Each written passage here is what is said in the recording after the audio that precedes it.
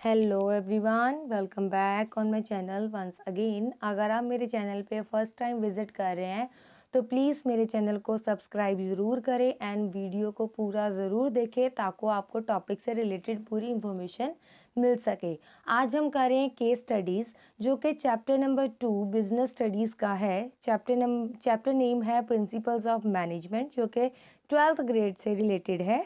सो आज हम करेंगे स्टार्ट उनकी case studies. First case study है, इन योर स्कूल, आपके स्कूल में आपने ये ऑब्जर्व किया है कि जो बुक्स हैं उनको ऑफिस में रखा गया है, जो चॉक्स हैं वो लाइब्रेरी में रखे गए हैं, तो जो ऑफिस का रिकॉर्ड है वो स्टाफ रूम में रखा गया है।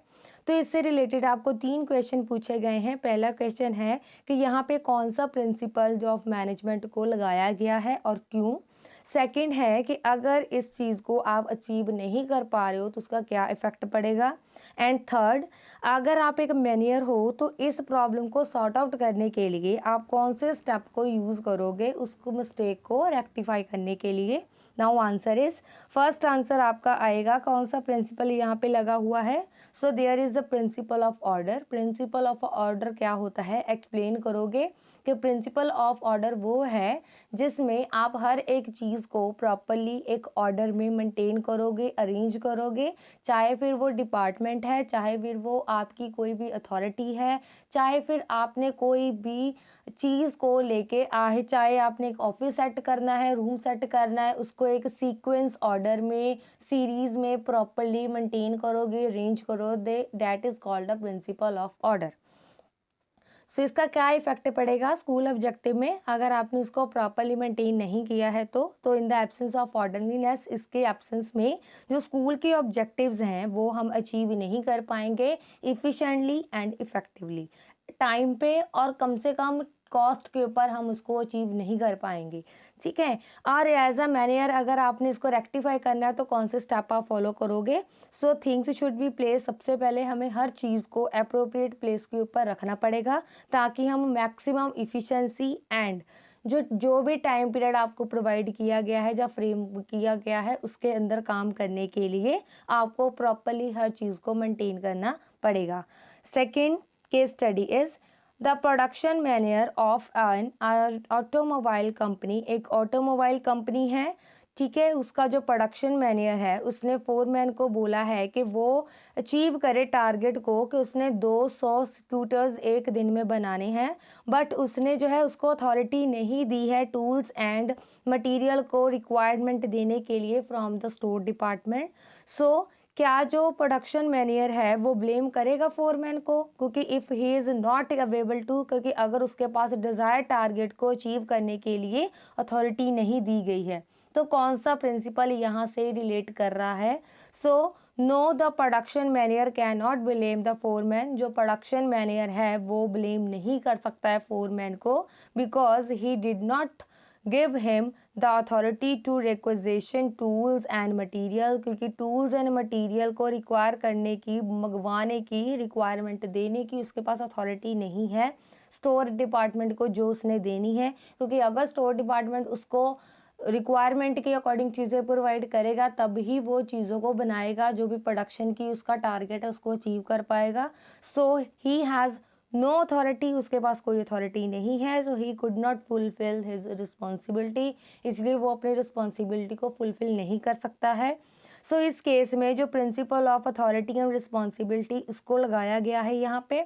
तो फ्योल मीन्स के जिसने ये प्रिंसिपल्स बनाए हैं उसका ये कहना है कि there must be a balance, हमें बैलेंस करके रखना पड़ेगा अथॉरिटी एंड रिस्पॉन्सिबिलिटी में। अगर अथॉरिटी एंड रिस्पॉन्सिबिलिटी ये दोनों जो हैं ये एक साथ ही हैंड बाय हैंड चलते हैं, साथ ही साथ चलते हैं, तो जो रिस्पॉन्सिबिलिटी है विदाउट एडिक्वेट अथॉरिटी, बिना एडिक्वेट अथॉरिटी के वो जो सबॉर्डिनेट है वो इनइफेक्टिव होएगा काम करने में। दैट मीन्स के वो एबल नहीं है अपनी ड्यूटी को प्रॉपरली परफॉर्म करने के लिए।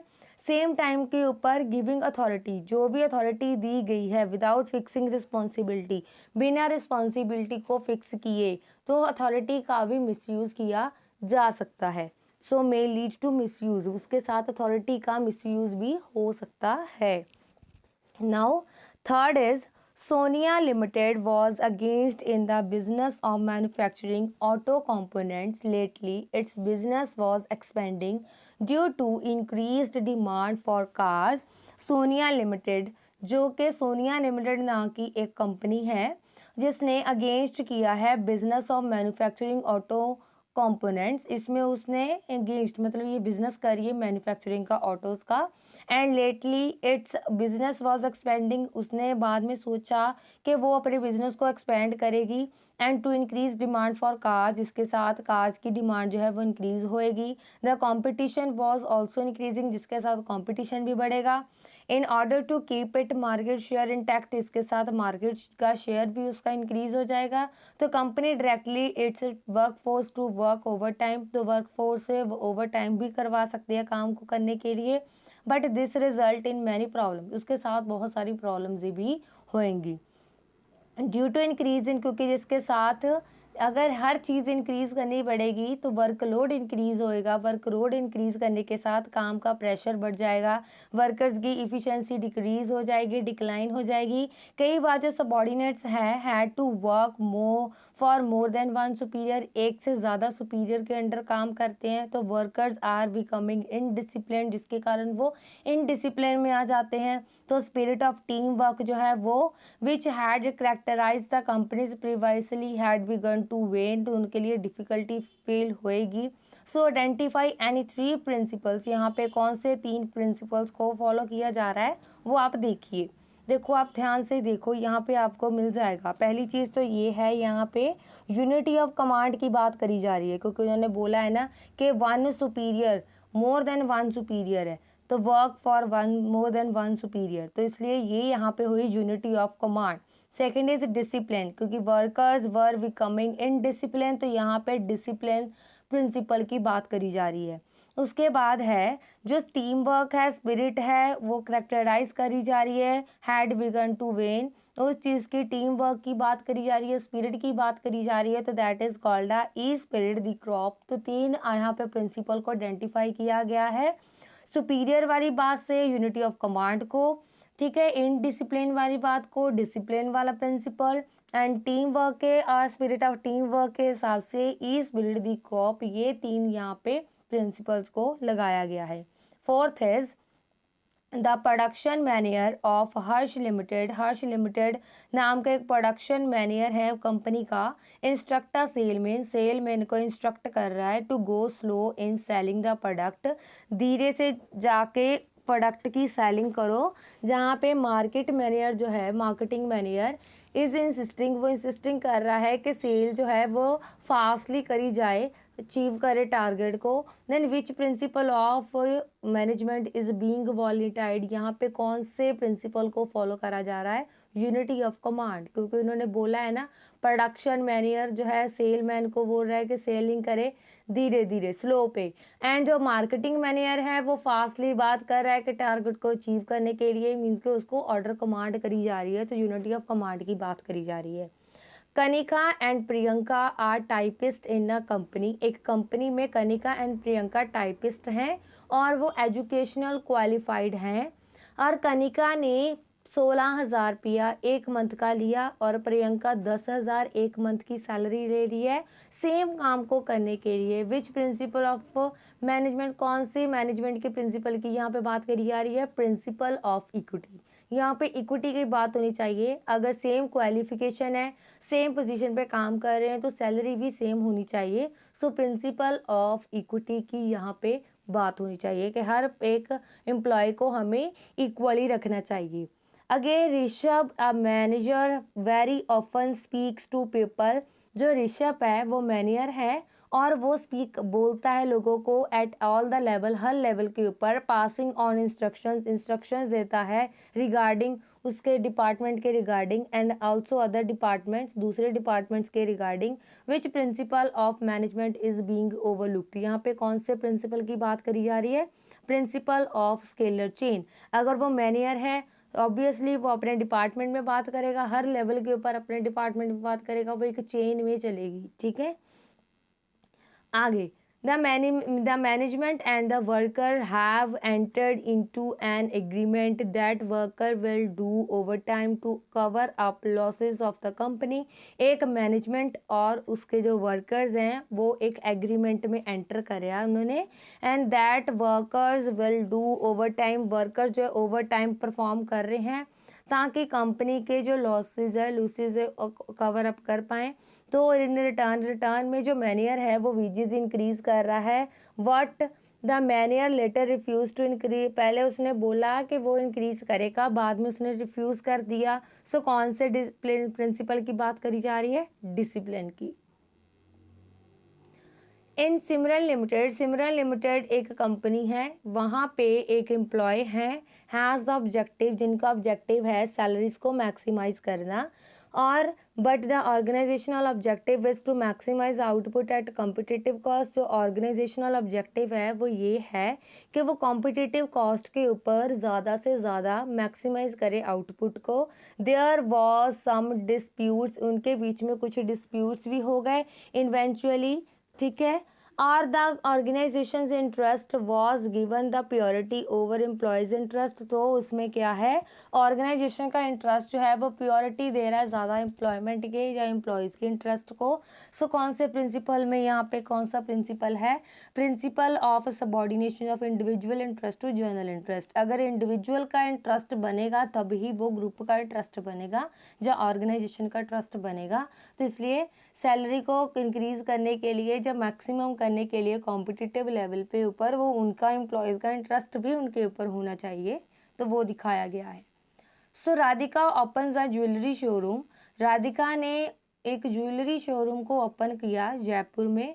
After completing course in a jewellery designing के कोर्स के बाद, she has employed 11 persons in her showroom, उसने 11 बंदे अपने शोरूम में काम पे रखे।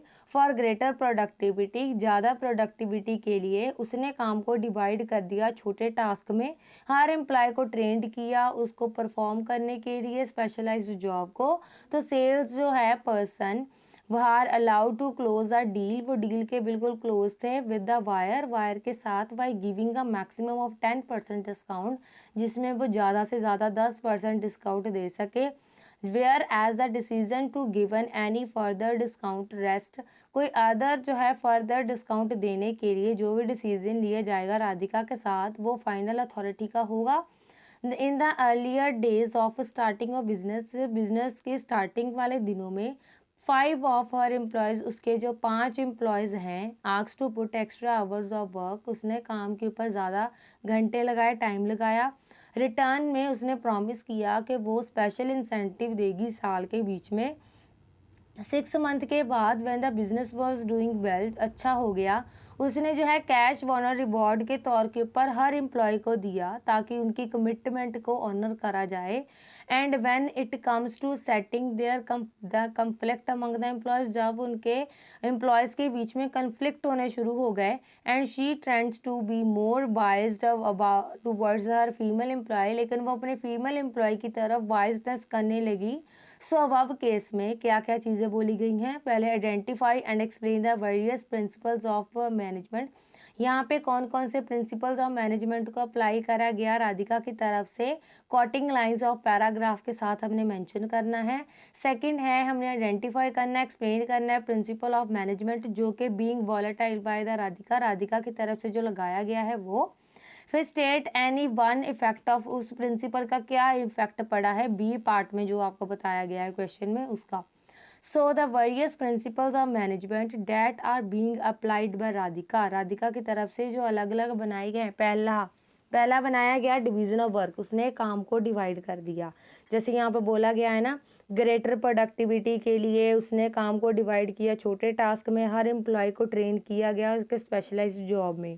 फिर सेंट्रलाइजेशन डिसेंट्रलाइजेशन की बात करी जा रही है कि जो सेल्स पर्सन है उन्हें ये अलाउ किया गया कि क्लोज डील करने पे बायर के साथ उन्हें मैक्सिमम 10% डिस्काउंट देना है, और डिसीजन जो है वो further discount rest with Radhika as a, जो भी डिसीजन होगा वो फाइनल डिसीजन होगा। यहाँ पे सेंट्रलाइजेशन एंड डिसेंट्रलाइजेशन की भी प्रिंसिपल को फॉलो करा गया। फिर आफ्टर 6 मंथ 6 मंथ के बाद जब उसका बिजनेस अच्छा चलने लगा, उसने हर एक पर्सन को अच्छे ढंग से उनको ऑनर करने के लिए जो है वो बोनस दिया गया। तो यहाँ पे डिसिप्लिन की बात करी जा रही है। उसके बाद जो भी प्रिंसिपल जो है volatile which is being volatile, जो प्रिंसिपल यहाँ पे लगाया गया, however when it comes to setting a conflict, जब वहाँ पे कंफ्लिक्ट आने शुरू हो गए तो यहाँ पे इक्विटी की बात करी जा रही है कि इक्विटी वाला प्रिंसिपल यहाँ पे कैपेबल हो गया। सेकेंड वाले क्वेश्चन में उन्होंने बोला है ना कि कौन सा, यहाँ पे बोला गया है कि कौन सा प्रिंसिपल है उसको आइडेंटिफाई करो जो कि राधिका की तरफ से लगाया गया है विद द पैराग्राफ के साथ हमने बताना है। तो यहाँ पे इक्विटी की बात करी जा रही है कि उसने क्या किया, इक्वलिटी नहीं रखी, ज़्यादा बायसनेस की फीमेल एम्प्लॉयज़ की तरफ। थर्ड क्या है कि जो भी ऊपर जो है जो भी बी वाले पार्ट में प्रिंसिपल है उसके बारे में बोला गया है कि उसका क्या इफेक्ट पड़ा उसका इफेक्ट पड़ा। वन इफेक्ट यही है कि जो प्रिंसिपल ऑफ इक्विटी है इज दैट वो यही है, इट में lead to job satisfaction among the male worker, कि मेल जो वर्कर हैं जॉब सेटिस्फैक्शन की तरफ जो है उसने दिखाया, जिससे ज़्यादा सेटिस्फैक्शन हुई उसको उसने ज़्यादा रिवॉर्ड करा। Neeraj is selected for the post of software developer in IT company. Neeraj को आईटी कंपनी में एक सॉफ्टवेयर डेवलपर के लिए जाना जाता है। First day of the his joining, महल उसके फर्स्ट डे ज्वाइनिंग के ऊपर प्रोजेक्ट वर्क जो है वो नीरज का, that during the course of his work, उसके काम के टाइम के ऊपर, he will come across many such opportunities which may tempt him to misuse his power for individual or family's benefit at the cost of larger general interest of the company. उसके project वाले जो जिस दिन उसने joining किया उसके according जो project manager है टेल द नीरज को उसने ये बोला कि during the course of his work, उसके काम के ड्यूरिंग टाइम पीरियड में, he will come across many such opportunities, उसने बहुत सारी अपॉर्चुनिटी को क्रॉस किया, विच में attempt him to misuse his power, जिसके साथ वो इंडिविजुअल की पावर को मिसयूज करना हो, फैमिली का बेनिफिट हो, at the cost of larger general interest of the company, जैसे कि कंपनी के बड़े बड़े इंटरेस्ट से रिलेटेड ऐसे जो सिचुएशंस हैं, he should rather exhibit exploratory behavior as it will be rise his stature in the eyes of the company, जो उसकी आइज कंपनी की आइज में उसका बिहेवियर शायद अलग हो सकता है। और इंटरेक्टिंग जो है किसी पर्सन के साथ करना कंपनी में वो ऑफिशियल मैटर है। He should adopt the formal chain of authority, वो एक formal chain of authority and communication की जो है फॉलो कर रहा है, अडॉप्ट कर रहा है। आइडेंटिफाई करना है, एक्सप्लेन करना है कौन से प्रिंसिपल्स ऊपर जो है माहिल की तरफ से एडवाइजिंग किए गए यूजर्स को जॉब को करने के लिए, और कौन सी 2 वैल्यूज़ को महल को यहाँ पे कम्युनिकेट करना पड़ा नीरज को। हमारे पास वेरियस प्रिंसिपल्स हैं महल की जो कि मेहुल की तरफ से नीरज को बोले गए हैं। पहला ये है कि इंडिविजुअल के इंटरेस्ट को जनरल इंटरेस्ट बनाया जाए, ऐसा काम होना चाहिए। दूसरा चेन में करना चाहिए, तो स्केलर चेन हुआ। तो कौन सी 2 वैल्यूज़ है? पहली है honesty, second is the self resistant. Thank you so much for watching this video. आज हम करेंगे सिर्फ ये 10 ही एज केस स्टडीज़ करेंगे, कल नेक्स्ट 10 हम केस स्टडीज़ करेंगे इस चैप्टर से रिलेटेड। होप आपको क्लैरिफाई होगा कि किस ढंग से आपने इसको फॉलो अप करना है और किस ढंग से आप जो आंसर्स है वो फाइंड करने हैं। धीरे धीरे आपको ये सारी चीज़ें जो हैं यहाँ पे जो अवेलेबल हो जाएंगी। Thank you so much.